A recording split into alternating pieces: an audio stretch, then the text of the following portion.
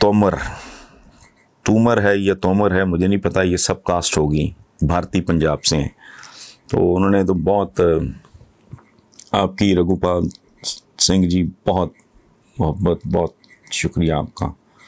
میں آپ کے پہلے جملے جو ہیں وہ رپیٹ نہیں کروں گا، مجھے تھوڑی امبیرسمنٹ ہو رہی ہے. تو انہوں نے مجھے اس طرح کی تعریف سے نوازا ہے جو میں ڈیزرو نہیں کرتا، لیکن بہرحال اچھا لگا مجھے، بہت شکریہ. آخر پہ وہ کہتے ہیں کہ وہ اپنی قوم اور معاشرے کے لیے جو کر رہے ہیں صحیح کر رہے ہیں، کبھی بھی سخت الفاظ میں تلخ سوچ بولنے میں سمجھوتا نہ کریں. میری دعا ہے کہ ہندوستان میں بھی آپ جیسے لوگ پیدا ہوں. تو رگھوپال سنگھ آپ بھائی ہیں میرے، جو سردار صاحبان کے ساتھ چند کے ساتھ میرا بہت ہی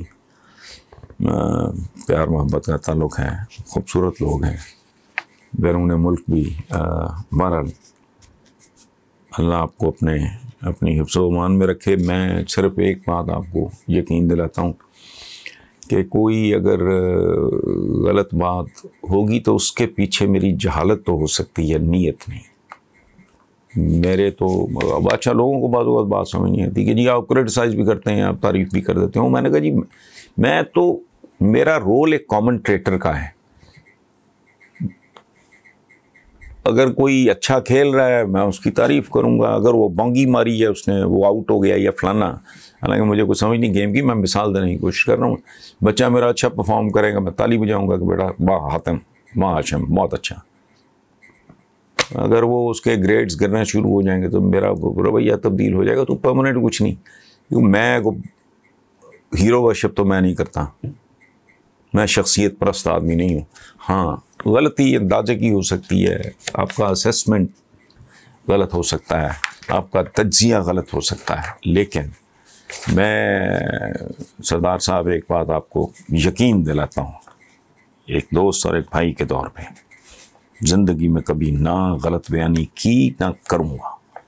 ویسے کم عقلی کی وجہ سے، بے خبری کی وجہ سے، لا علمی کی وجہ سے کوئی بات ہو جائے اس پہ معافی کا، اور مجھے بعد میں بھی احساس ہو جائے تو میں معافی مانگ لیا کرتا ہوں. میں کبھی نہیں اس میں شرمایا. بہرحال اللہ نہ کرے کوئی جہاز جب کریش کرتا ہے تو club class, first class, economy, پھر سارا کچھ ہی جاتا ہے.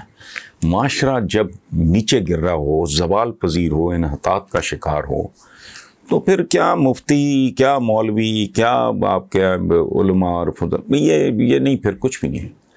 آپ مجھے بتائیں، وہ ایریاز بتائیں پاکستان کے، میں انتظار کروں گا آپ کے جواب کا. مجھے صرف 2-3 ایسے ایریاز بتائیں جو آئیڈیل طریقے سے پرفارم کر رہے ہیں بس. اچھا اب آپ نے پوچھا ہے کہ جی سیاستدان، بیوروکریٹ، علماء کرام، مجھے نہیں سمجھ آتی بھائی میرے.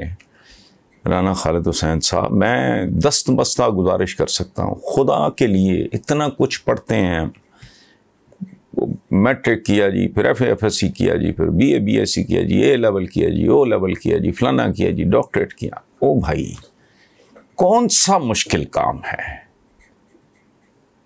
قرآن پاک بہت سہل. اگر دل میں کھوٹ اور میل نہیں ہے تو ترجمے کے ساتھ پڑھ لو. ایک نہیں، دوسرا نہیں، پھر تیسرا ترجمہ. جو بچے انگریزی مارکا، میں نے اپنے گھر میں کیا ہے یہ کام. بچوں کو قاری صاحب آج بھی آتے ہیں، ان کو پتہ نہیں 15 سال ہو گئے. قاری صاحب ریگولر، پچھلے دنوں بلکہ میں نے کہا کہ یار اب آپ آتے رہو، آپ کی مہربانی، لیکن اب میں بچوں کو انگریزی میں ہے ہمارے انگریز. اچھا وہ بھائی بات سنو، انگریزی ترجمے پڑھ کے لوگ مسلمان ہوتے ہیں. ویسٹ میں پارلیمنٹس کے ممبر جو حضور پاک کے بارے میں کبھی حسیان بولا، کبھی مسلمانوں کے اسلام کے بارے میں، مسلمانوں کو تو مجھے نہیں پتا، اسلام کے بارے میں ہماری تو جو کارکردگی ہے دنیا میں آپ کو بھی پتہ ہے، مجھے بھی پتہ ہے، اور حضور کے بارے میں پھر یہ میں بھول رہا ہوں ملک کا نام، یہ سال بھی نہیں ہوا اس بات کو، سارے اخباروں میں ہمارے شائع ہوا. تو دونوں نے مل کے کہا کہ بھی اسلام کے خلاف کتاب لکھتے ہیں. اچھا, قرآن پاک کا ترجمہ پڑھا, ان کے دماغ گھوم گئے. انہوں نے کہا یہ تو کمال کتاب ہے. اچھا, اس کے بعد کیا, انہوں نے کہا یہاں سے تو کچھ نہیں مل رہا, ان لوگوں کے جو پروفٹ پیس بی اپان ہم, وہ ان کے بارے میں پڑھتے ہیں. پڑھا تو مسلمان ہو گئے دونوں. پاکستان کے سارے اخباروں میں یہ خبر چھپی. کیوں سننا ہے کسی سیاستدان کا؟ کون لوگ ہیں, میں ان کے بارے میں کیا زبان استعمال کروں؟ بیوروکریٹ ہیں, علماء اکرام ہیں, یہ کیا ہیں؟ ان سے کیا سیکھنا, ان سے کیا سننا؟ کوئی اوکھا کام ہے. جھوٹ نہ بولو, ملاوٹ نہ کرو, دھوکہ نہ دو, بے وفائی نہ کرو, بڑوں کی عزت کرو, چھوٹوں سے شفقت کرو, عورت کا احترام کرو, سود سے بچو, ناجائز تعلقات سے بچو, یہ برباد, غیبت سے بچو, غصے سے بچو.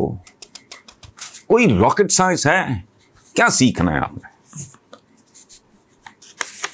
سمجھ کے تھوڑا دماغ پہ زور دیں تو قرآن پاک کو پڑھنا اور سمجھنا یہ کون سا کوئی اتنی سی کتاب ہے, سادہ سی باتیں ہیں. تھوڑا اگر گہرائی میں جا کے سمجھ لو گے مسئلہ حل ہو جائے گا. پھر آپ نے عمل کرنا ہے نہیں کرنا تو آپ کی مرضی. نماز ہے, اگر آپ سمجھ لو, کیا کہتے ہیں, نماز گناہوں سے روکتی ہے, تو میری اور آپ کی نماز اگر گناہوں سے نہیں روک رہی تو پھر وہ نماز نہیں, کچھ اور ہے, پھر وہ جال سازی ہے. جا رہے ہو آپ مسجد میں, ڈرل وہی ہے, پڑھ بھی وہی کچھ رہے ہو, لیکن نماز نے اگر آپ کو ڈسپلن نہیں سکھایا, آپ کو پنکچویلٹی, پابندی اوقات نہیں. اللہ پاک کو یاد کرنے کے لیے اوقات کی ضرورت ہے.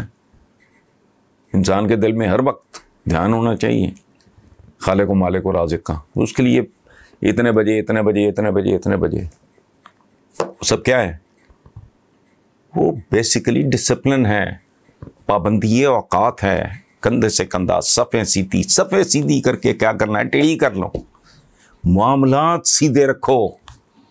یہ جو قہر نازل ہوا ہے ہمارے معاشرے پہ, آپ نے کہا ہے کہ جو یہ مفتی شفتی ہے, یہ سارا یہ نہیں ہے ایشو. ہم ویسے ہی زوال, اور سیکھنا کس سے بھائی؟ میں ایک ایوریج اوسط درجے کا آدمی ہوں, کامن سینس ہے, یہ سینکڑوں ہزاروں کتابیں یہ پڑھتے ہیں, میں نے اپنی کتاب ہی نہیں پڑھنی بھائی. سبحان اللہ, میں ایسے ہائی لائٹر رکھ کے پڑھتا ہوں.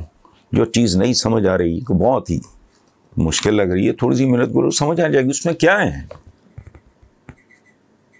اس میں کون سی ایسی کمپلیکیٹڈ کوئی, کچھ بھی نہیں.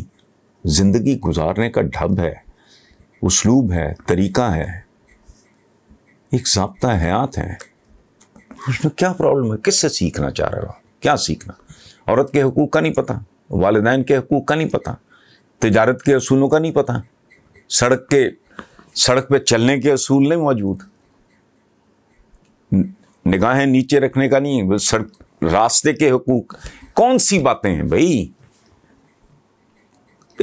قرآن پاک کو ذرا تھوڑا پڑھ لیں اور پڑھتے رہا کریں, ڈیلی 2 صفحے بھی پڑھ لیے تو بہت ہیں.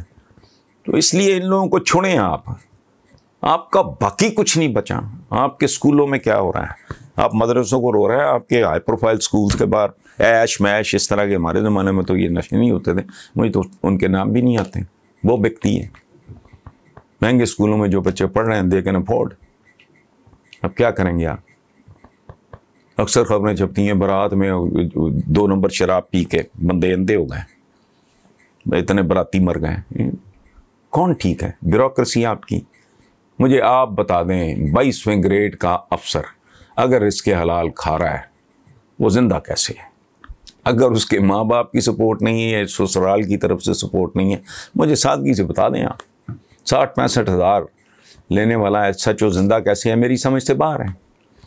آپ نے ہر اعتبار سے معاشرے کو, ڈی جنریشن اپنی آخری انتہا پہ ہے.